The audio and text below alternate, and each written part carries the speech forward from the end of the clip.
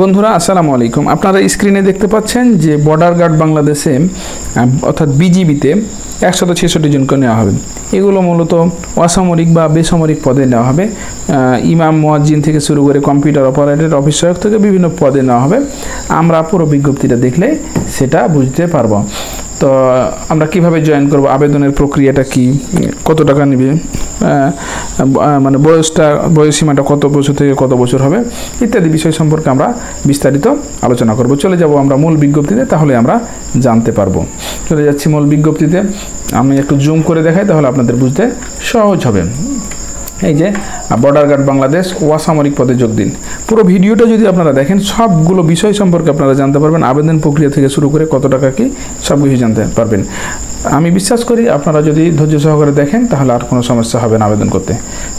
এখানে দেখেন যে বর্ডার গার্ড বাংলাদেশের নিম্নবর্ণিত অসামরিক পদসমূহে চাকরি করতে ইচ্ছুক বাংলাদেশের সকল জেলার নাগরিক মানে স্থায়ী নাগরিককে বিজ্ঞপ্তি বর্ণিত পদ্ধতি অনুসরণ করে অনলাইনে আবেদনের মাধ্যমে রেজিস্ট্রেশন করতে আহ্বান করা হয়েছে। কোন ওয়েবসাইটে গিয়ে আবেদন করবেন সেটা আপনাদের আমি দেখানোর চেষ্টা করছি।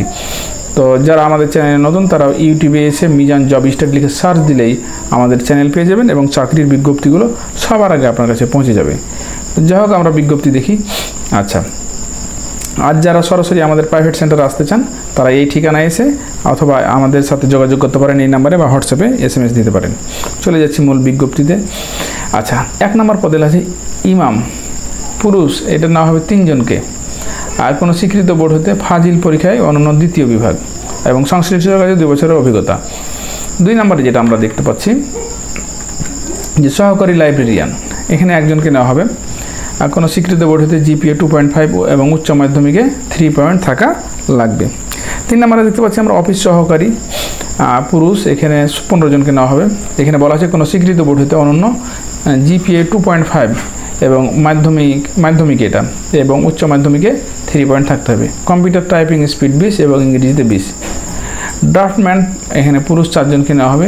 কোনো স্বীকৃত বোর্ড হতে অনন্য GPA 3 পয়েন্ট থাকা লাগবে মাধ্যমিক স্কুল সার্টিফিকেটে। আর কোনো স্বীকৃত প্রতিষ্ঠান হতে ড্রাফটম্যান বিষয়ে ডিপ্লোমা এবং সংশ্লিষ্ট কাজে 2 বছরের বাস্তব অভিজ্ঞতা। 5 নম্বরে কার্পেন্টার পুরুষ, এখানে 16তম গ্রেডের একটা চাকরি, এখানে না হবে 3 জনকে। কোনো স্বীকৃত বোর্ড হতে অনন্য জুনিয়র স্কুল সার্টিফিকেট GSC বা সমমানের পরীক্ষা উত্তীর্ণ, সংশ্লিষ্ট কাজে অনন্য 2 বছরের বাস্তব অভিজ্ঞতা। নাম্বার 6 নম্বরে বলেছে কমিউনিকেশন টেকনিশিয়ান গ্রেড 4, মানে এটা 17তম গ্রেডের চাকরি একটা, আর এটা তাদের গ্রেড 18 জনকে এখানে নেওয়া হবে। এখানে বলা আছে কোনো স্বীকৃত বোর্ড হতে বিজ্ঞান বিভাগে 2.5 পেতে হবে এবং উচ্চ মাধ্যমিকে 3 পয়েন্ট পেতে হবে। আর কোনো স্বীকৃত প্রতিষ্ঠান থেকে কম্পিউটার বা ইলেকট্রনিক বিষয়ে সার্টিফিকেট কোর্স সম্পন্ন। এবার আমরা গ নম্বরে দেখতে পাচ্ছি সংশ্লিষ্ট বিষয়ে 2 বছরের অভিজ্ঞতা থাকা লাগবে। 7 নম্বরে আমরা দেখতে পাচ্ছি সহকারী স্টোর কিপার 1 জন, যা 17তম গ্রেডের একটা চাকরি। বলা আছে কোনো স্বীকৃত বোর্ড থেকে 2.5 থাকা লাগবে SSC এবং HSCতে 3 পয়েন্ট থাকতে হবে। 8 নম্বরে আমরা দেখব এবার সহকারী VM পুরুষ, এটা 17তম গ্রেডের একটা চাকরি, এখানে 1 জনকে নেওয়া হবে। কোনো স্বীকৃত বোর্ড হতে বিজ্ঞান বিভাগে 3 পয়েন্ট পেতে হবে মাধ্যমিক স্কুল সার্টিফিকেট বা SSCতে। আর কোনো যানবাহন বা ওয়ার্কশপে অনন্য 2 বছরের বাস্তব অভিজ্ঞতা মানে কাজের অভিজ্ঞতা। আর কারিগরি প্রতিষ্ঠানতে অটোমোবাইল মেরামত ও রক্ষণাবেক্ষণ সার্টিফিকেট কোর্স সম্পন্ন প্রার্থীদেরকে অগ্রাধিকার দেওয়া হবে। আমরা এবার 9 নম্বরে দেখব সহকারী OBM ড্রাইভার 5 জনকে নেওয়া হবে।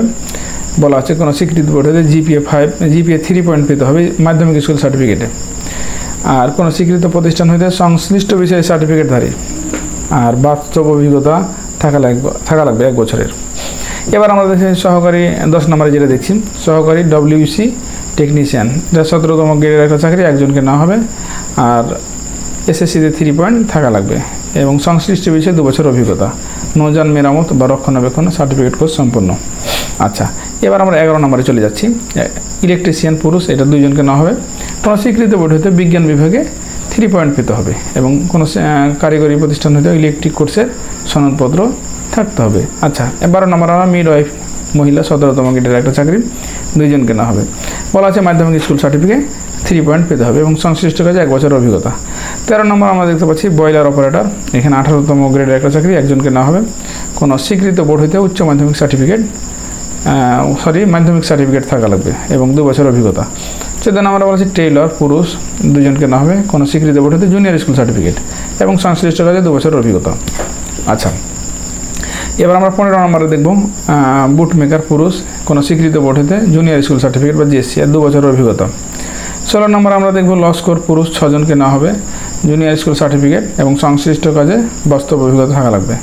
17 নম্বরে আমরা দেখতে পাচ্ছি যে আয়া, এটা 2 জন নেওয়া হবে 20তম গ্রেডের একটা চাকরি, জুনিয়র স্কুল সার্টিফিকেট যাবে জিএসসি পাস করতে হবে এবং সংশ্লিষ্ট কাজে বাস্তব কর্ম অভিজ্ঞতা। 18 নম্বর আমরা দেখতে পাচ্ছি ফাউল কিপার পুরুষ 20তম গ্রেডের একটা চাকরি, এখানে একজনকে নেওয়া হবে কোনো স্বীকৃত বোর্ড হতে জুনিয়র স্কুল সার্টিফিকেট থাকা লাগবে। 19 নম্বরে আমরা দেখতে পাচ্ছি বাবুর্চি, এখানে 55 জনকে নেওয়া হবে কোনো স্বীকৃত বোর্ড হতে জুনিয়র স্কুল সার্টিফিকেট বা জিএসসি বা সমমানের পরীক্ষা উত্তীর্ণ। 20 নম্বরে আমরা দেখতে পাচ্ছি সহকারী বাবুর্চি পুরুষ, এখানে 2 জনকে নেওয়া হবে, এটাও 20তম গ্রেডের একটা চাকরি আর জিএসসি পাস করতে হবে এবং সংশ্লিষ্ট কাজে বাস্তব কর্ম অভিজ্ঞতা। 21 নম্বরে আমরা যেটা দেখতে পাচ্ছি অফিস সহায়ক পুরুষ, এখানে 20তম গ্রেডের একটা চাকরি 7 জনকে নেওয়া হবে কোনো স্বীকৃত বোর্ড হতে জুনিয়র স্কুল সার্টিফিকেট থাকা লাগবে। 22 নম্বরে আমরা দেখতে পাচ্ছি মালি 7 জনকে নেওয়া হবে কোনো স্বীকৃত বোর্ড হতে জুনিয়র স্কুল সার্টিফিকেট বা জিএসসি সংশ্লিষ্ট কাজে বাস্তব কর্ম অভিজ্ঞতা। 23 নম্বরে আমরা দেখতে পাচ্ছি পরিচ্ছন্নতা কর্মী, এটা 20তম গ্রেডের একটা চাকরি 26 জনকে নেওয়া হবে কোনো স্বীকৃত বোর্ড হইতে অনন্য school certificate junior school certificate বা জিএসসি পরীক্ষায় উত্তীর্ণ হতে পারবে। আচ্ছা, কর্তৃপক্ষ বিজ্ঞপ্তিতে উল্লেখিত পদের হ্রাস বৃদ্ধি বা বিজ্ঞপ্তি বাতিল করার অধিকার সংরক্ষণ করেন।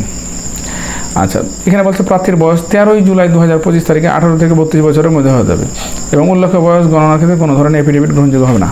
বৈবাহিক অবস্থা বিবাহিত অবিবাহিত উভয় হতে পারে।